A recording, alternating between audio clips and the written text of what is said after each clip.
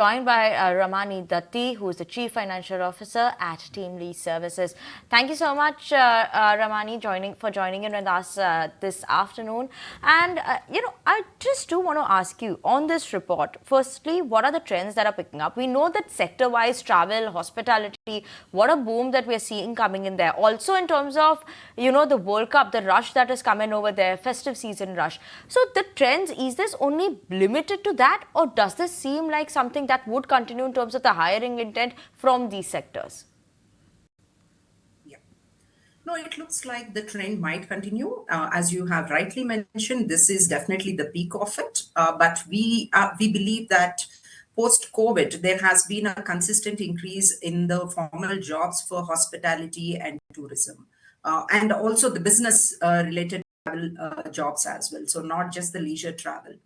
And the business travel part of it will continue to grow, and the leisure travel and the World Cup related travel, so that might be seasonal during the festive season and year end holiday season.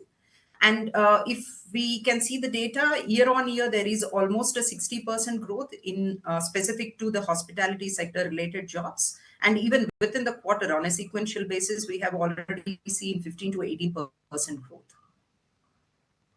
Right. And Harsh also joining in the conversation. If you can also talk to us about the kind of roles that are being looked at. Is there a shift in the kind of demand with regard to the roles that are being looked at, or is it the same? And what is the kind of growth with regard to various roles? How is that really shaping up? Yeah. With respect to the roles, there isn't much of change. So it's typically the travel agents, managers, hotel staff, housekeeping. And this time, a lot of online related travel consultant jobs also have hiked. And more importantly, almost 70% of the jobs, the preference is for women employees, which is a good sign. And we also have an upskilling relating to tourism and hospitality based staffing as well. So there is a higher demand for women employees along with the skilling on related jobs as well. Right. Also if you could highlight, what kind of companies are actually hiring? Is it like the smaller companies, medium, large companies who are looking at more hiring coming in there? So you can understand the intent of the growth that these companies also have. And also geography-wise, which geographies are seeing higher growth? Is it more urban related, or maybe a tier 2, tier 3 city also seeing good growth? Yeah.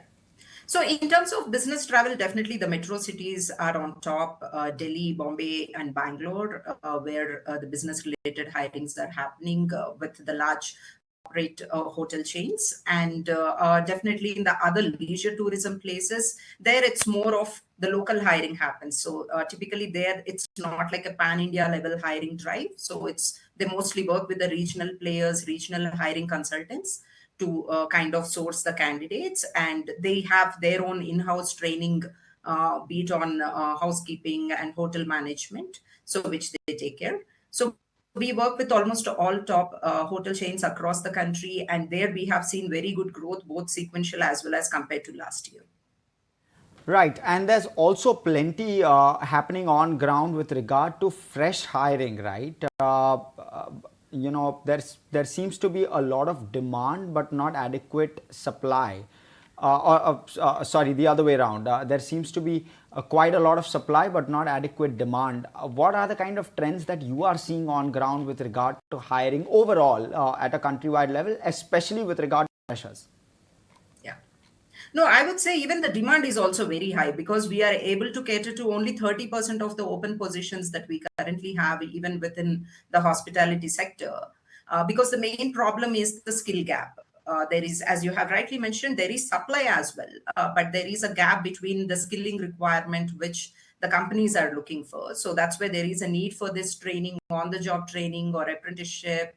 So these models also have to evolve. And definitely there is a higher demand for freshers, keeping in mind the cost structures and overall the hiring cycle.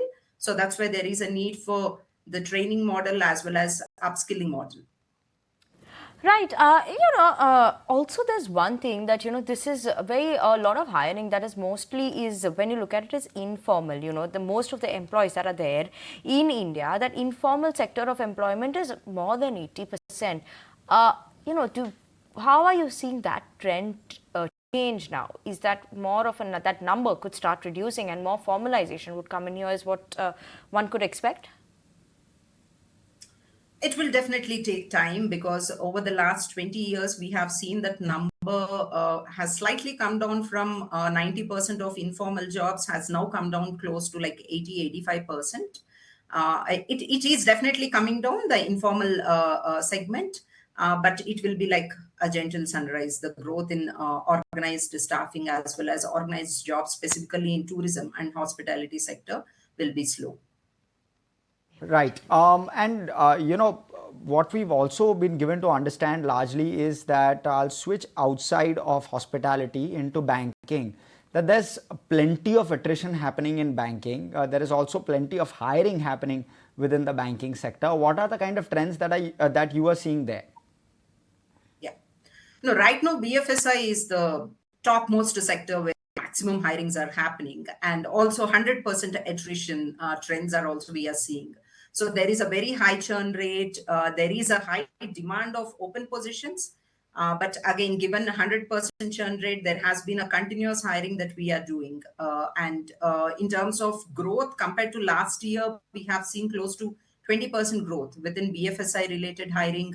So this is both for credit card sales, customer service agents, and other BFSI related jobs. The demand is higher, especially at entry level jobs, 0 to 2 years experience profile. And we believe that this kind of demand will continue for next at least 3 to 4 quarters. Also lastly, just one thing on the IT sector, that was clearly seen a slowdown that has led to some bit of a margin pressure for the company in the past. But anything in terms of a change coming in for the IT sector in terms of hiring over there? What is it that you're seeing as a trend time for the IT sector?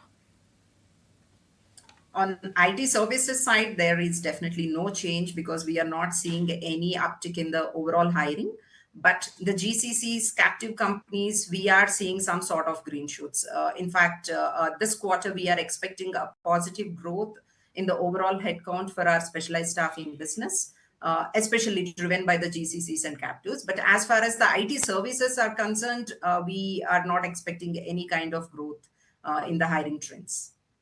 Okay, thank you so much, Dathi, for joining in with us this afternoon, giving us a complete understanding not only on travel and hospitality, but also on the other sectors as well and how the hiring trends are shaping up. So thank you so much for joining in with us.